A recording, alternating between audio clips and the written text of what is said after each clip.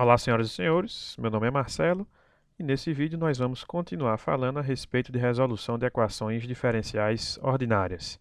Nomeadamente, vamos falar aqui sobre a resolução de EDOs utilizando os métodos de Range-Kutta de segunda e de quarta ordem. Vamos colocar aqui qual seria a equação de resolução de um EDO de segunda ordem.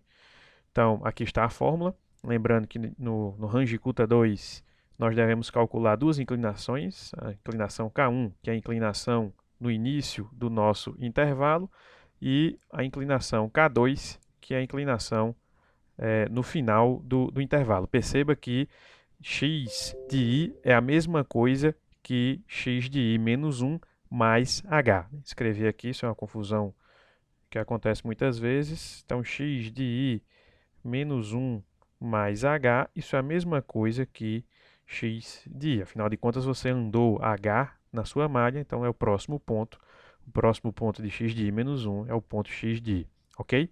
Então, nós devemos calcular o K1, o K2 e, em seguida, usar a média dos dois Ks para calcular o nosso próximo y.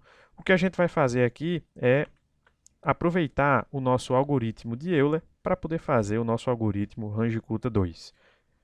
Os argumentos e os retornos serão exatamente os mesmos. Vamos só modificar aqui o nome do nosso método. Então, o nosso método vai se chamar Range-Kutta 2.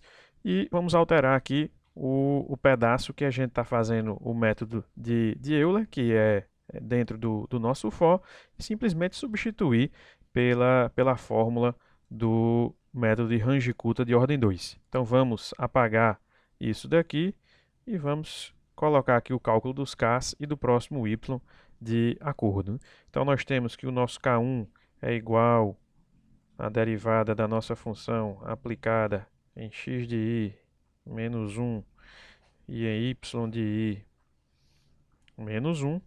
O nosso K2 é igual à derivada da nossa função no ponto seguinte, x de i e y de i menos 1. Como a gente não possui um ponto seguinte de y, a gente usa o Euler para calcular o próximo, mais h vezes K1. Perceba que isso aqui nada mais é do que o método de Euler para a gente ter a estimativa do próximo y. E, finalmente, o nosso ponto y de i vai ser dado como sendo o anterior, mais a média entre os nossos dois Ks calculados. Ok, pessoal?